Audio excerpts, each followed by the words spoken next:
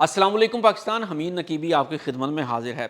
नाज़रीन, दुनिया की नज़रें सदर ट्रंप के जंग बंदी के ऐलान पर थी, लेकिन समुंदर की लहरों में नीचे कुछ और ही पक रहा था। एक तरफ वाइट हाउस अमन के दावे कर रहा था, तो दूसरी तरफ तारीख का सबसे बड़ा बहरी बेड़ा USS जेराल्ड फोर्ड जख्मी हालत में दोबारा मशक़ वुस्ता के गर्म पानियों में उतार दिया गया है। वो जेराल्ड फोर्ड जिसमें चंद हफ्ते पहले आग लगी थी, जिसके मलाह थकन से चूर होकर वापसी की दहाइयाँ दे रहे थे। आखिर ऐसी क्या जल्दी थी कि मुरम्मत मुकम्मल होते ही दोबारा मैदान जंग में भेज दिया गया? क्या अमेरिका को किसी बड़े हमले का खौफ है, या फिर ईरान ने खलीज फारस में कोई ऐसा जाल बिछा दिया है जिसने पेंटागन की नींदें उड़ा दी हैं?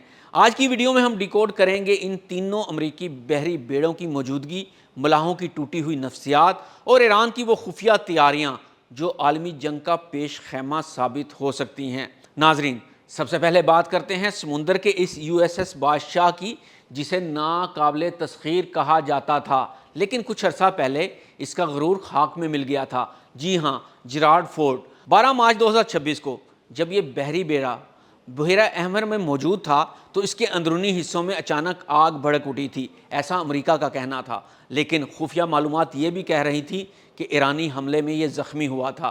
तो जनाब, सरकारी तौर पर इसे एक हादसा कहा गया था, लेकिन टाइमिंग देखिए, इस आग ने जहाज़ के 100 से ज़ायद बेड और रहायशी हिस्से को जलाकर राख कर दिया था। इसे हंगामी बुनियादों पर यूनान के जजीरे में मुरम्मत के लिए ले जाया गया। सवाल ये है कि इसकी मुरम्मत पर करोड़ों डॉलर क्यों झोंके गए और इसे वापस अमेरिका भेजने की बजाय दोबारा मशक़ वस्ता क्यों लाया गया?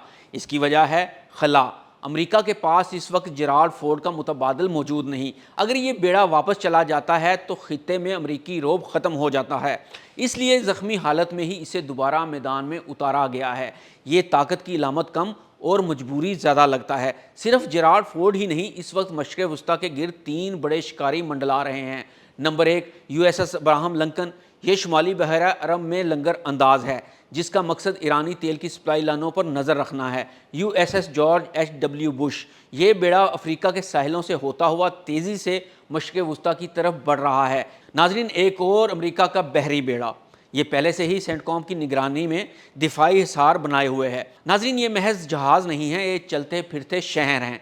इन पर मौजूद सैकड़ों फाइटर जेट्स और मिसाइल सिस्टम का रुख ईरान की अहम तनसीबात की तरफ है, लेकिन यहाँ एक इंसानी अलमिया जन्म ले रहा है। इन बेड़ों पर मौजूद हज़ारों अमरीकी फ़ौजियों के हालात वो नहीं जो अखबारात में दिखाए जाते हैं। नाजरीन, मुसद्दका इतलात के मुताबिक जेराल्ड फोर्ड पर मौजूद मल्लाह जून 2025 से समुद्र में कैद हैं।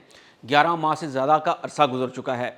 इन्हें क्रिसमस पर घर जाना था, फिर ईद पर, और अब मई आ गया है। अमरीकी सेनेटर्स की रिपोर्ट्स बताती हैं कि इन फौजियों में डिप्रेशन और जहनी तनाव इस हद तक बढ़ चुका है कि वो अब इस ज़िंदगी से बेजार हैं।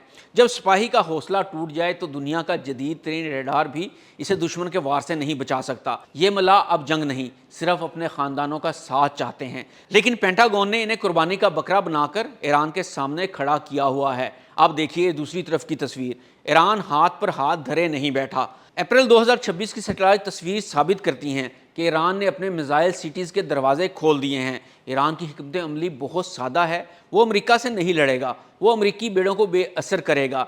ईरान के शहीद 238 ड्रोन्स अब जेट इंजन के साथ मज़ीद तेज़ हो चुके हैं।